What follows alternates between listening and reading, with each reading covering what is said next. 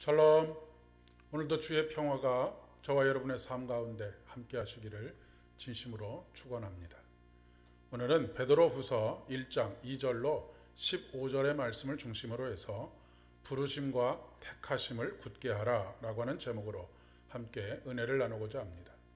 오늘 우리에게 주시는 하나님의 말씀은 베드로후서 1장 2절로 15절의 말씀 중에서 10절로 15절의 말씀을 봉독하겠습니다. 그러므로 형제들아 더욱 힘써 너희 부르심과 택하심을 굳게 하라. 너희가 이것을 행한즉 언제든지 실족하지 아니하리라. 이같이 하면 우리 주 곧 구주 예수 그리스도의 영원한 나라에 들어감을 넉넉히 너희에게 주시리라. 그러므로 너희가 이것을 알고 이미 있는 진리에 서 있으나 내가 항상 너희에게 생각나게 하려 하노라. 내가 이 장막에 있을 동안에 너희를 일깨워 생각나게 함이 옳은 줄로 여기노니 이는 우리 주 예수 그리스도께서 내게 지시한 것 같이 나도 나의 장막을 벗어날 것이 임박한 줄을 알미라. 내가 힘써 너희로 하여금 내가 떠난 후에라도 어느 때나 이런 것을 생각나게 하려 하노라. 아멘. 10여 년 전부터 등장한 신조어 중에 한 가지가 가나안 성도라고 하는 말입니다. 거꾸로 하면 안나가 성도라고 그렇게 부를 수 있는 것이죠.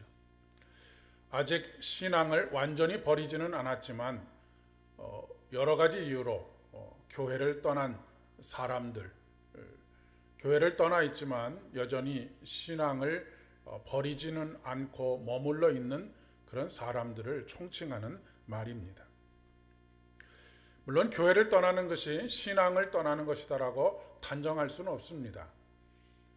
꼭 교회 안에서만 신앙이 하나님과의 관계가 유지되는 것은 아니기 때문에 그렇습니다.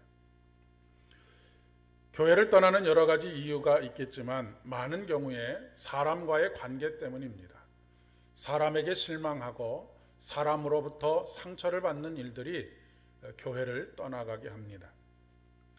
하나님과의 관계에 있어서도 보이지 않는 하나님을 영적인 안목과 들을 수 있는 귀와 또 하나님을 손으로 만진 바 되는 이런 신앙의 경험들을 하지 못할 때 막연한 것으로 느껴지고 하나님은 없는 분으로 그렇게 느껴지기 때문이기도 할 것입니다.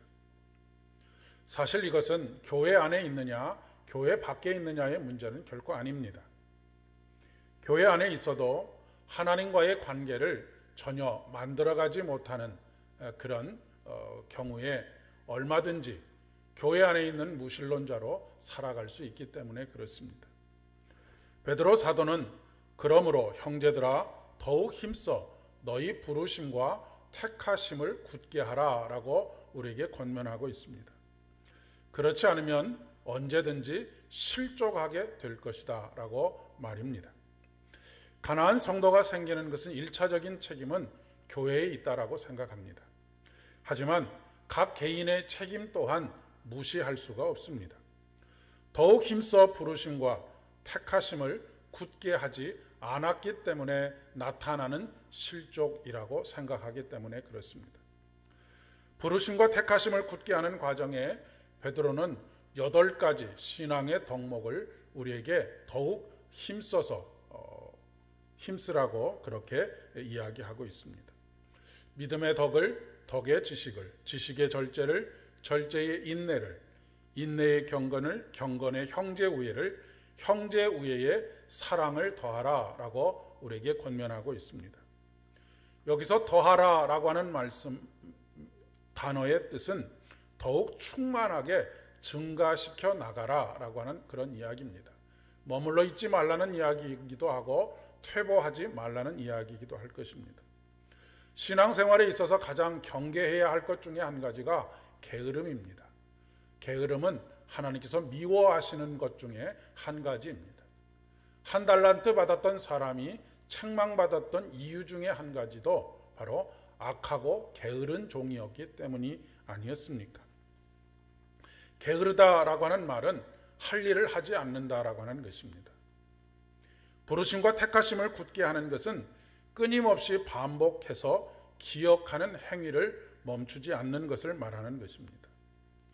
오늘 베드로 사도는 내가 장막에 있을 동안, 즉 베드로가 살아있을 동안에 너희를 일깨워 생각나게 함이 옳은 줄로 여긴다라고 말하고 있고, 또한 내가 힘써 너희로 하여금 내가 떠난 후에도, 즉 베드로가 죽은 이후에도 어느 때나 이런 것이 생각나게 하려 함이니라 라고 말씀하고 있습니다.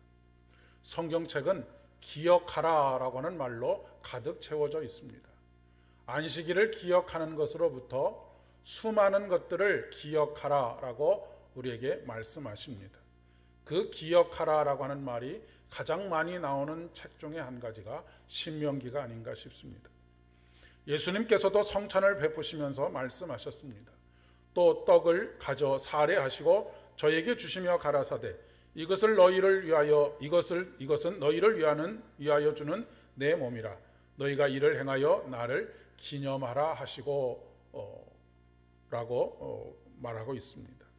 기념한다라고 하는 말은 회상하고 기억한다라고 하는 의미입니다. 여기서의 기억은 단순히 과거에 그러한 사건이 있었다라고 하는 것을 기억하는 것이 아닙니다. 과거의 사건이 현재화되는 것입니다.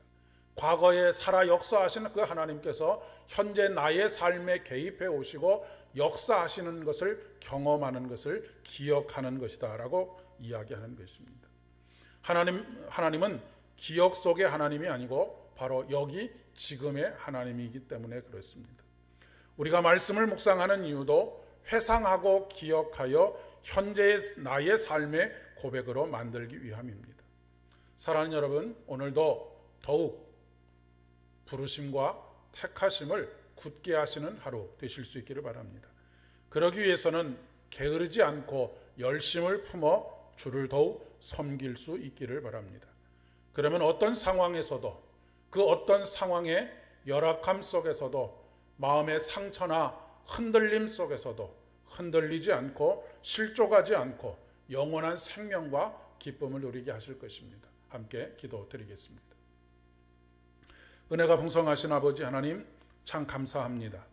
오늘도 하나님의 말씀을 들려주시고 과거에 살아 역사하시는 그 하나님을 오늘 현재의 나의 삶의 고백으로 받아들이게 하시며 믿게 하시고 따르게 하시고 게으르지 않고 행동할 수 있도록 도와주시니 감사드립니다. 오늘도 우리 삶의 능력으로 역사하시는 하나님을 눈으로 본 바요, 귀로 들은 바요, 손으로 만진 바 될 수 있도록 은혜를 더하여 주시옵소서. 예수님의 이름으로 기도드립니다. 아멘. 오늘도 온전히 주님의 능력에 사로잡히는 하루 되실 수 있기를 바랍니다.